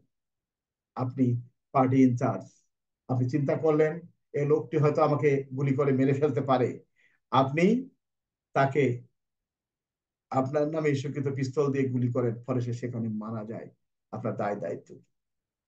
আপনি কখনোই রক্ষা পাবেন না। একটা লোক পিস্তল নিয়ে আসা শুরু করলে আপনি তাকে গুলি করতে পারবেন? কি বলছে, জীবনের প্রতি হুমকি আসা মাত্রই সে পিস্তল নিয়ে আছে, আপনিও প্রস্তুত হয়ে যাবেন, আপনিও প্রস্তুত নিবেন, প্রস্তুতি নিবেন। তাকে, সে যদি আপনাকে গুলি করার জন্য পিস্তল তাক করে, আপনি তাক করতে পারবেন। তাহলে কখন আপনি তাকে মেরে ফেলতে পারবেন? 100 ধারার মধ্যে যে উদাহরণগুলো আছে সেক্ষেত্রে। সে হঠাৎ করে পিস্তলটা পকেটে ঢুকিয়েছে, আপনি আর পিস্তলটা এইভাবে খাড়া করতে পারবেন না, আপনাকে ডাউন করতে হবে। আমাদের অনেক ভুল আছে। রাস্তার পথে যখন চেক করি আমরা, রাইফেল এরকম করে চেক করতেছি, একেবারে এরকম চেক করতেছি, কোনো কিছু নেই, মনে হয় মেরে ফেলবো। এটা কখন করতে পারি? আপনার হুমকি আসলো, একটা লোক এইভাবে হাত বেঁধে সার্চ করতেছেন, আর আপনি পারলেন। কথাটা হলো দেহ এবং সম্পত্তি রক্ষার অধিকার প্রয়োগের স্থিতিকাল। তো বলছে ততক্ষণ পর্যন্ত বলা বলতে, তার মানে দেহ রক্ষার কথা 102-এ বলা আছে স্থিতিকাল। আর 105-এ যে কথাটি বলেছে সম্পত্তি রক্ষা, সম্পত্তি যতক্ষণ পর্যন্ত সেই অপরাধীর হাতে বা আক্রমণকারীর হাতে থাকবে, বা সম্পত্তি যে ছিনিয়ে নিয়েছে তার হাতে থাকবে, ততক্ষণ পর্যন্ত আপনি এই অধিকারটা প্রয়োগ করতে পারবেন। কিন্তু মৃত্যু ঘটাতে গেলে 103-এর মধ্যে যে উদাহরণগুলো আছে তার মধ্যে পড়তে হবে, অন্যথায় আপনি মৃত্যু ঘটাতে পারবেন না। চোর, চোর আপনার বাড়ির মালামাল চুরি করে নিয়ে পালিয়ে যাচ্ছে, আপনি তার পিছু ধাওয়া করেছেন, হঠাৎ করে চোর তার হাতের ব্যাগটা ফেলে দিয়েছে, আপনারও কিন্তু তখন এই সম্পত্তি রক্ষার অধিকার প্রয়োগের ক্ষমতা শেষ হয়ে গেছে। আপনি কি করলেন? চোর মালামাল নিয়ে পালিয়ে যাচ্ছে, আপনি আপনার পিস্তল দিয়ে গুলি করে চোরকে মেরে ফেললেন, আপনি কখনোই এটা রেহাই পাবেন না। তবে অন্য আঘাত করে আপনার মালামালটা রক্ষা করতে পারবেন। কিন্তু যখনই আপনার মালামালটা ফেলে দিয়ে পালিয়ে যাচ্ছে, তখন আর আপনি মালামাল রক্ষার জন্য তাকে গুলি করতে পারবেন না, তাকে আপনি আর আঘাত করতেই পারবেন না। তাকে আপনি ভীতু করতে পারবেন, ধরার জন্য দৌড় দিতে পারবেন, তার পলায়ন রোধ করবে জনগণের সাহায্য নিতে পারবেন, কিন্তু আপনি তাকে আর আঘাত, ফেলে দেওয়া মাত্রই আপনার অধিকার শেষ। যতক্ষণ পর্যন্ত তার হাতে আছে আপনি অধিকারটা প্রয়োগ করতে পারবেন। স্থিতিকাল কতক্ষণ পর্যন্ত বলবৎ থাকে? প্রারম্ভ, শুরু এবং শেষ। ভালো কথা। প্রশ্ন আসে, ক নামক চোর মালামাল নিয়ে পালিয়ে যাওয়ার সময় গুলি করল। অনেকে চলে গেছে দেখলাম, অনেকে ক্লাস থেকে চলে গেছে, মনে হয় ভাল লাগতেছে না, মনে কষ্ট যে স্যারে কি পড়াচ্ছে, এগুলো তো আসলে পড়ার লাভ নেই, পরীক্ষায় এগুলোই পাবা, কোনো কিছু নাই। যদি একসঙ্গে একতা প্রকাশ করে বলতাম যে খুব ভালো কাজ করছো, আইনের বাইরে যাওয়ার তোমার আমার কোনো সুযোগ নেই। আমরা চলে আসি এরপরে। পুলিশ কমিশনার কখন সামরিক শক্তি আহ্বান করতে পারেন? কখন পারেন? সিআরপিসির 129 ধারায় বলা আছে কি, যে মহানগরী এলাকার জন্য পুলিশ কমিশনার, আমরা কি বলবো, যে পুলিশ কমিশনার, মহানগরী এলাকার পুলিশ কমিশনার, অর্থাৎ পুলিশ কমিশনার, সিআরপিসির 129 ধারায় বলা আছে পুলিশ কমিশনার জননিরাপত্তার স্বার্থে সামরিক শক্তি আহ্বান করতে পারেন। কখন? যখন তিনি দেখেন যে সাধারণ পুলিশ সদস্য দ্বারা এই বেআইনি জনতা ছত্রভঙ্গ করা সম্ভব নয়, সেক্ষেত্রে তিনি এই বেআইনি জনতাটাকে ছত্রভঙ্গ করিবার নিমিত্তে সিআরপিসির 129 ধারা অনুযায়ী সামরিক শক্তি আহ্বান মানে তলব করতে পারবেন।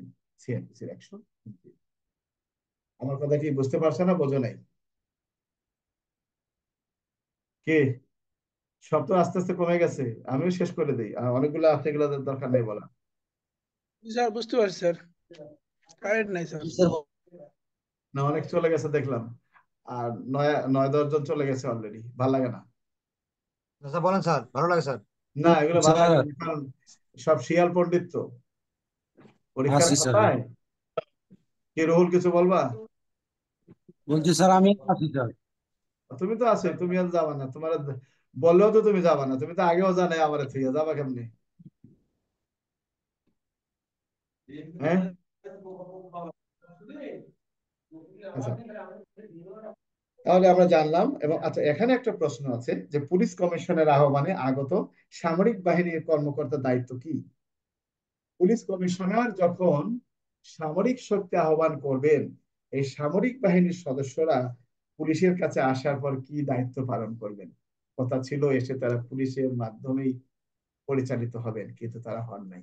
তারা নিজেরা নিজেরা ডিউটি করেছেন, কোনো পুলিশ সদস্যকে সাথে নিয়ে যান নাই।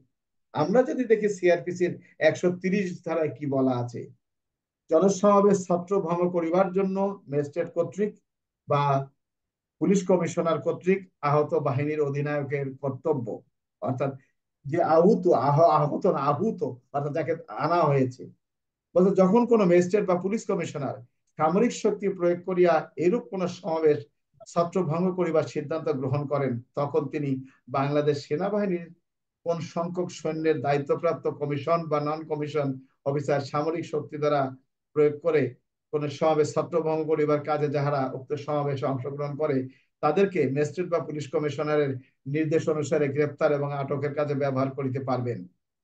অর্থাৎ কাউকে গ্রেপ্তার এবং আটক করিবার কাজে সেনাবাহিনীকে ব্যবহার করতে পারবেন কারা? পুলিশ কমিশনার বা ম্যাজিস্ট্রেট। অথবা প্রয়োজন বোধে সমাবেশ ছত্রভঙ্গ করিবার জন্য বা আইন অনুসারে শাস্তি দিবার জন্য তাদেরকে গ্রেপ্তার করতে, তারাও গ্রেপ্তার করতে পারবেন। সেনা সদস্যরা 130 ধারা অনুযায়ী বেআইনি জনতায় অবস্থানরত ব্যক্তিদেরকে গ্রেপ্তার, বিনা পরোয়ানায় গ্রেপ্তার করতে পারবেন। ভালো করে এর প্রত্যেকটা অফিসার যে উপায়ে ভালো বলিয়া মনে করেন সেই উপায়ে ম্যাজিস্ট্রেটের দাবি প্রতিপালন করবেন। আচ্ছা, এখানে টোটাল এখানে উল্লেখ করা আছে, আর বলা আছে 31 ধারা বলা আছে সমাবেশ ছত্রভঙ্গ করিতে কমিশন প্রাপ্ত কমিশন অফিসারের ক্ষমতা, অর্থাৎ যে আর্মি অফিসার আসবেন তাদের ক্ষমতা এখানে সম্পূর্ণ বলা আছে, তারা পুলিশের কাছে এসে কাজ করবেন। কিন্তু তারা এসে নিজেরা যেটা করেছেন আইনে অনুসরণ ছিল, পুলিশের কাছে রিপোর্ট করবেন এবং পুলিশের কাছে রিপোর্ট করার পর পুলিশের মাধ্যমে তারা ডিউটি গুলো করবেন, অর্থাৎ পুলিশকে সাথে নিয়ে বিভিন্ন এলাকা পরিদর্শন করবেন। কিন্তু আমরা দেখেছি আসলে এটা মনে হয়নি, হয়তো কোনো কোনো জায়গায় হয়েছে কিনা জানি না, অনেক ক্ষেত্রে মনে হয়নি। যেমন বিভিন্ন জায়গায় স্পট গুলোতে তো পুলিশ আর্মি একসাথেই ছিল, কিন্তু অন্যান্য ক্ষেত্রে মনে এরকম হয়নি, যাক সেটা ব্যক্তিগত আলাদা। আচ্ছা, শান্ত আইন কাকে বলে? শান্ত আইন কি জনগণের জানার ইচ্ছা, শান্ত আইন কাকে বলে? আমাদের পরীক্ষা আসতে পারে, যেহেতু শান্ত আইন জারি করা হয়েছিল, কারফিউ শান্ত আইন। 1974 সালের বিশেষ ক্ষমতা আইন আছে, এই বিশেষ ক্ষমতা আইনের 24 ধারাকে বলা আছে শান্ত আইন কাকে বলে। এই আইনটা আগে ছিল সন্ধ্যাকালীন, অর্থাৎ বেলা ডুবার থেকে ওঠা পর্যন্ত পাস ছাড়া কোনো ব্যক্তি ঘরের বাইরে যেতে পারবেন না, প্রয়োজন ছাড়া। কিছু কিছু সীমিত কিছু কিছু এলাকায় দেওয়া হতো। এটা পরবর্তীতে কি বললো যে জেলা ম্যাজিস্ট্রেট এবং পুলিশ কমিশনার আইন শৃঙ্খলা রক্ষার্থে জনস্বার্থে এই মর্মে আদেশ দিতে পারেন যে পাস ব্যতীত বা অনুমতি ব্যতীত কোনো ব্যক্তি ঘরের বাইরে আসতে পারবে। এটি হলো 1974 সালের বিশেষ ক্ষমতা আইনের 24 ধারা। এটি সান্ধ্য আইন। আমার প্রশ্ন হলো, আমাদের এই যে কর্মকর্তাগণ অনেক বড় অভিজ্ঞ, আমরা দেখলাম এখন কিন্তু কেউ বলে না মানবতার ফেরিওয়ালা, পুলিশের আইকন, অমুক তমুক, এখন কিন্তু কেউ বলে না। আইকনটা গেল কই? আইকন নাই, এটা বলে আইকন, আইকনটা এখন নাই। আবার যেটা শুনতেছি ওই কোথায় 25 কোটি নাকি দিছিল, কেউ বলে 100 কোটি। লন্ডনে একজন ব্যক্তির সাথে কথা বললাম, একজন নাম করা ব্যক্তি আমাদের দেশের, ওখানে পলাতক হিসেবে আছে, যে কোনো কারণে তার সাথে কথা হলো, ভদ্রলোক বললেন যে টাকা তো 100 কোটি।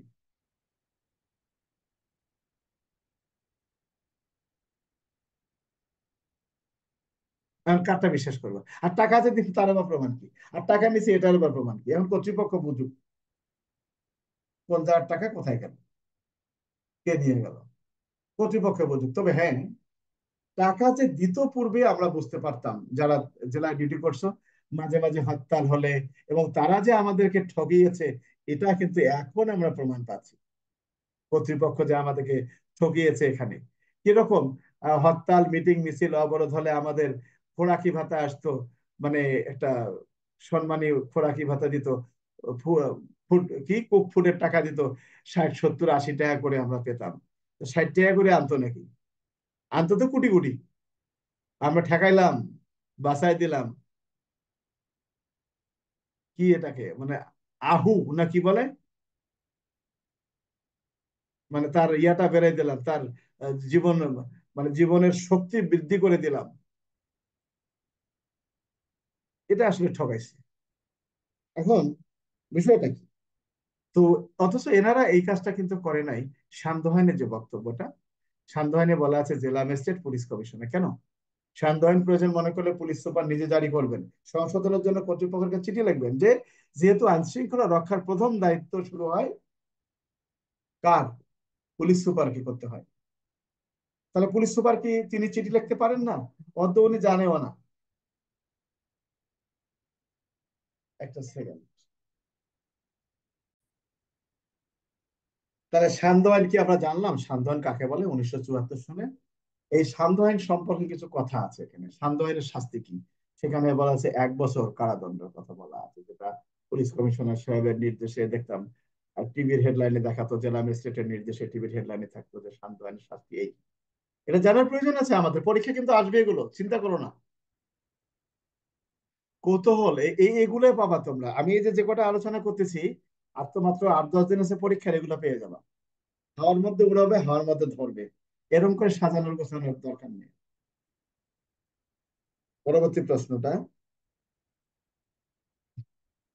স্যার এটা কি 24 ধারা না 4 ধারা স্যার? 24 ধারা। 1974 সনের বিশেষ স্যার ক্ষমতা আইন 24। কর্ণমুখ পুলিশ জি স্যার। অফিসার দেহরক্ষার প্রয়োজনে আক্রমণকারীর প্রতি গুলিবর্ষণ করেন, ফলে কয়েকজন আক্রমণকারী পুলিশের গুলিতে মারা যায়। উক্ত পুলিশ অফিসার মৃতদেহগুলি হাসপাতাল মর্গে প্রেরণ না করে মৃতদেহগুলো যাহাতে কেউ শনাক্ত করতে না পারেন সে লক্ষ্যে পেট্রোল দিয়ে আগুন ধরায় দেয়, ফলে মৃতদেহগুলো শনাক্ত করা সম্ভব হয় নাই। এমন ঘটনায় সংশ্লিষ্ট পুলিশ অফিসারের কাজের আইনগত অপরাধ আলোচনা করুন। কোন ধারায় অপরাধ হয়েছে? প্রথম কথাটা বলি, ভালো করে বোঝো। কর্মক পুলিশ অফিসার দেহ রক্ষার প্রয়োজনে আক্রমণকারীর প্রতি গুলিবর্ষণ করেন। দেহ রক্ষার প্রয়োজনে দেহ রক্ষার প্রয়োজনে কিন্তু এটা কিন্তু তার বৈধ ছিল, কিন্তু পরবর্তীতে তিনি আর লাশগুলো হাসপাতাল মর্গে প্রেরণ না করে আগুন দিয়ে পুড়িয়ে দিয়েছেন। তখন কি হলো? তার কাজটা অবৈধ, কারণ তিনি মনে মনে ভেবেছিলেন যে মরে মরুক। তার কাজ কি ছিল? এই মৃতদেহগুলো হাসপাতাল মর্গে প্রেরণ করা। আগুন দিয়ে পোড়ানোর চেষ্টা করতে গিয়ে তিনি কি করলেন? তার অপরাধটা কোথায় হলো? প্রথম তিনি যে কাজটি করেছেন এটি কি হলো? হত্যা করা হয়েছে। 302, 201। আমার কথা কি বুঝতে পারছো? জি স্যার। এখানে ক নামক, যেহেতু 34 আসার সুযোগ নাই, আমরা একজনের কথা বলেছি, যেহেতু এখানে যদি অনেকে যেহেতু আমি বুঝতে হবে এই ধরা, তাহলে প্যানাল কথা বোঝা করে যাচ্ছে না স্যার। 302 ধারা এবং 201 ধারায় শাস্তিযোগ্য অপরাধ করেছেন, এই তো নাকি? না আর কিছু আছে? স্যার ওই যে আগের কথাগুলো আসেনি স্যার, কথাগুলো কাটা কাটা আসতো। প্রশ্ন দেহ হলো, রক্ষার প্রয়োজনে যে ওর সুযোগ নাই। আপনি দেহ রক্ষার প্রয়োজনে গুলি করে আপনি কি আর তাকে ওই আগুনে পড়ে মারতে পোড়া দিতে পারেন নাকি? এটা তো তোমাকে ভুল পথে নিয়ে যাওয়ার জন্য এটা আমরা দিয়েছি, যাতে তুমি কও যে তার দেহ রক্ষার প্রয়োজনে অপরাধ নাই, পরবর্তীতে অপরাধ। বুঝো নাই কি? যে জি স্যার বুঝতে পারছি স্যার। এই সাউন্ড বন্ধ, সাউন্ড বন্ধ করো। যার ভাল না লাগে চলে যাও। আচ্ছা, তাহলে আমরা কি লিখবো? যে কর্ণামুখ পুলিশ অফিসারের অপরাধটা হয়েছে পেনাল কোড 302/201 ধারা। যাও, কর্ণামুখ দলীয় নেতার উস্কানিতে, কর্ণামক দলীয় নেতার উস্কানিতে কর্ণামক পুলিশ অফিসার একটি মিছিলের উপরে গুলিবর্ষণ করেন, ফলে মিছিলের বাইরে থাকা গ ও ঘ মারা যায়। আলোচ্য প্রশ্নে কার কি অপরাধ ব্যাখ্যা দিন। একজন দলীয় নেতার উস্কানিতে একজন পুলিশ অফিসার জনতার উপরে গুলিবর্ষণ করেছেন, তার উপরে, জনতার উপরে উস্কানি। যখনই উস্কানি কথা আসবে তখন আর অবৈধ জনতা হওয়ার সুযোগ নাই, সে তো উস্কানি দিছে, গুলিবর্ষণ করেছেন। সে জনগণ না মারা গিয়ে মারা গেছে নিরীহ ব্যক্তি। আপনি ভেবেছেন প্যানাল কোডের 106 ধারার মধ্যে আপনি আপনার কোনো অপরাধ হবে না, কিন্তু না। আলোচ্য প্রশ্নে দেখা যাচ্ছে কার কি অপরাধ। নেতার অপরাধ কত? 100 উস্কানি দাতা।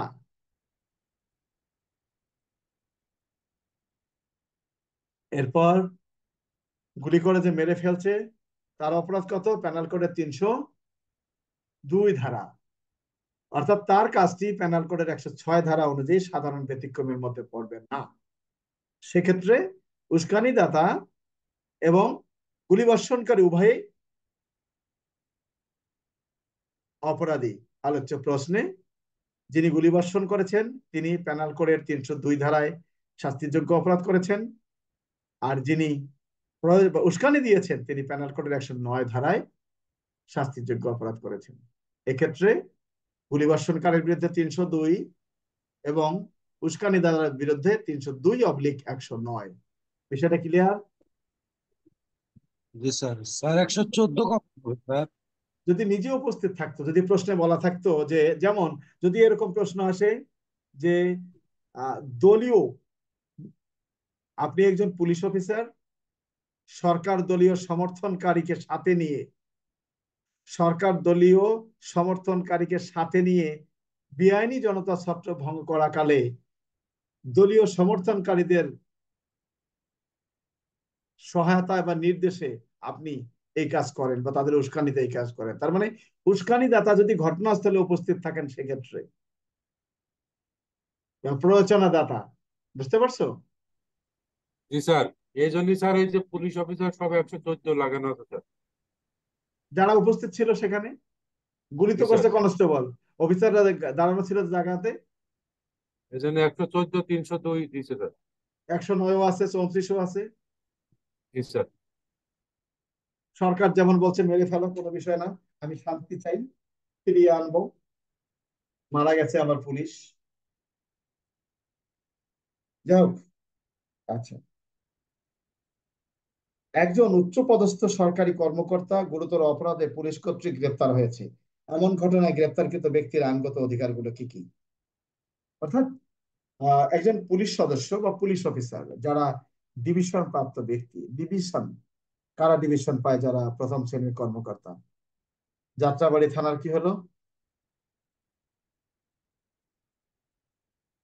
ভালো করছে, পুলিশ মারবে, এটাই স্বাভাবিক।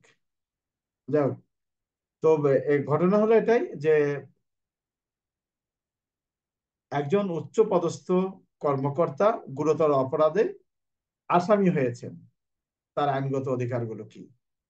চোর আছে না, চোর, চোরেরও কিন্তু আইনগত অধিকার আছে, বড় আসামিরও আইনগত অধিকার আছে। তার মানে গ্রেপ্তারকৃত আসামির আইনগত অধিকারগুলো আলোচনা করুন। এটা কোনো আইনে পাবা না। আইনগত অধিকার সম্পর্কে বলা হয়েছে কোথায়? সংবিধানের সংবিধানের 33 অনুচ্ছেদে। সংবিধানের 33 অনুচ্ছেদ। 33। আচ্ছা, তাহলে আমরা এখানে কি দেব? সংবিধানের 33 অনুচ্ছেদে যে কথাটি বলা আছে যে গ্রেপ্তারকৃত আসামির আইনগত অধিকার, এই প্রশ্ন সম্পর্কে আমাদের অনেক লোকেরা উল্টাপাল্টা ধারা দিচ্ছে। আমরা উল্টাপাল্টা ধারা দেব, কারণ ধারা দেওয়ার কি সুযোগ নাই আমাদেরকে। আমরা ধারা দিব কেন? এখানে সংবিধানে কি বলেছে? গ্রেপ্তার এবং আটক সম্পর্কে রক্ষা কবচ বলছে, গ্রেপ্তারকৃত কোনো ব্যক্তিকে যথাশীঘ্র গ্রেপ্তারের কারণ না জানিয়ে পুলিশ প্রহরায় তাকে আটক রাখা যাবে না। যাকে আপনি গ্রেপ্তার করেছেন তাকে তার গ্রেপ্তারের কারণ না জানিয়ে তাকে আপনি আটক রাখতে পারবেন না, এবং উক্ত ব্যক্তিকে তার আইনজীবীর সাথে পরামর্শ করার সুযোগ দিতে হবে, এবং তাকে আত্মপক্ষ সমর্থনের অধিকার থেকে বঞ্চিত করা যাবে না। গ্রেপ্তারকৃত এবং প্রহরায় আটককৃত ব্যক্তিকে নিকটতম ম্যাজিস্ট্রেটের সম্মুখে 24 ঘন্টার মধ্যে গ্রেপ্তারের স্থান থেকে ম্যাজিস্ট্রেটের আদালতে আনয়নের সময় বাদ দিয়ে তাকে হাজির করতে হবে। ম্যাজিস্ট্রেটের আদেশ ব্যতীত তাহাকে অতিরিক্ত পুলিশ প্রহরায় রাখা যাবে না। এখানে এই যে বিষয়গুলো এখানে উল্লেখ করা আছে, তো ভালো কথা এখানে উল্লেখ করা আছে। আসামি গ্রেপ্তার করেছে, তাকে আপনি তার যে আইনগত সুবিধাগুলো এখানে কিন্তু এই সংবিধানের 33 অনুচ্ছেদে উল্লেখ করা আছে।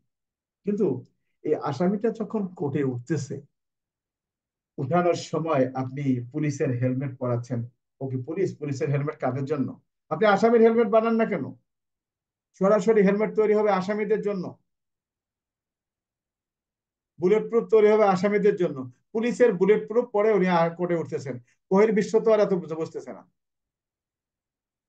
পুলিশের জামা গায়ে দিতে আপনি উঠালেন তারে, ভালো কথা উঠেছেন, সে আমাদের একজন যে অফিসারই হোক। সিনিয়র জুনিয়র যেটা ভালো করে, ওনাকে পিছন থেকে লাথি দিচ্ছে, ধাক্কা মারতেছে, ডিম ছুঁড়ে মারতেছে, আপনি কি আপনার দায়িত্বটা পালন করতে পারতেছেন? কি রোহন, আপনি কি আপনার দায়িত্বটা পালন করতে পারতেছেন? না স্যার। বিষয়গুলো এরকমই। হ্যাঁ, আমাদের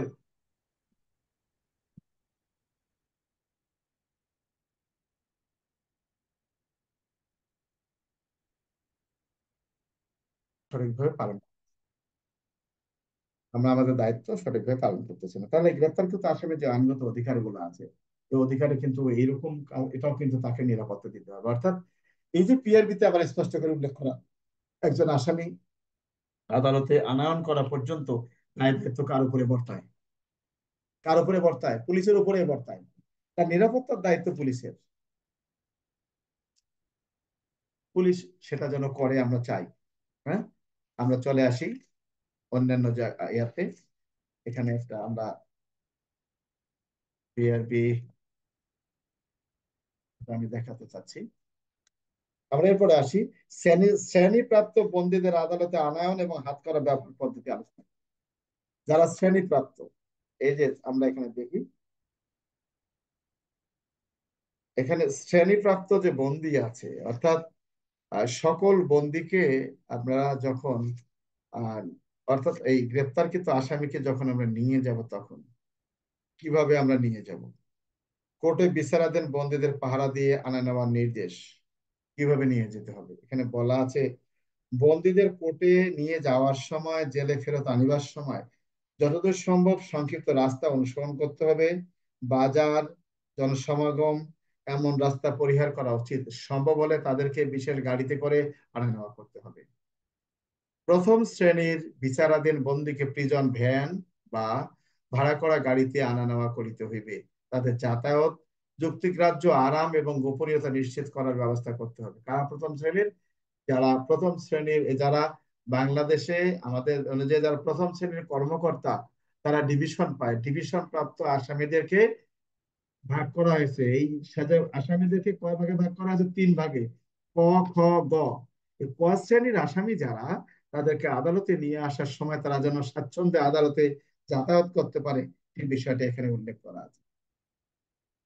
যাদের মামলা এখানে, আচ্ছা, যাদের মামলা নিষ্পত্তি হয় নাই, তাদের জন্য অপেক্ষা না করে সকল বন্দীকে সূর্যাস্তের পূর্বে কোর্ট থেকে জেলে নিয়ে আসতে হবে, এই বিষয়টি এখানে উল্লেখ করা আছে। আমাদের এখানে অনেক কিছু আছে যেগুলো আমরা এ পর্যন্ত আমরা আলোচনা করি নাই বা করার প্রয়োজন মনে করি না। যাই হোক, আমরা আজকে যে আলোচনাটা করলাম, এই আলোচনা করার উদ্দেশ্য একটাই, যেহেতু সামনে পরীক্ষা, আমার ধারণা মতে যে এখান থেকে হয়তো আমাদের পরীক্ষার প্রশ্ন আসতে পারে। তো আমার কথাগুলো অনেকের মনোভূত নাও হতে পারে, আমার কথাগুলো। আচ্ছা, আর তোমাদের মন্তব্য না কি স্যার, ঠিক বলবো? আছে। না স্যার, ঠিক আছে, এগুলা বাস্তব।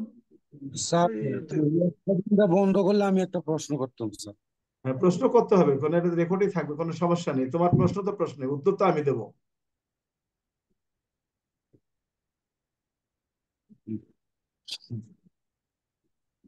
না স্যার, পরে।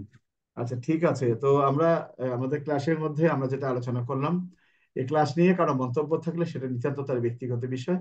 আমরা আইনের ক্লাস নেওয়ার জন্য, অর্থাৎ পরীক্ষার্থী সামনে যেহেতু পদোন্নতি পরীক্ষা, এরা যাতে ভালো রেজাল্ট করতে পারে সেই উদ্দেশ্যে আমরা আলোচনা করেছি। কারো মনে আঘাত কিংবা কেউ যদি কষ্ট পেয়ে থাকে, সেজন্য ক্ষমা চেয়ে নিচ্ছি। আর আইনের যে বিষয়গুলো আমাদের করণীয়, এগুলো ছিল এখানে কাউকে দোষারোপ কিংবা কাউকে হেয় প্রতিপন্ন কিংবা কারোর সম্মান ক্ষুণ্ণ করার জন্য এই প্রশ্নগুলো আমরা আলোচনা করিনি।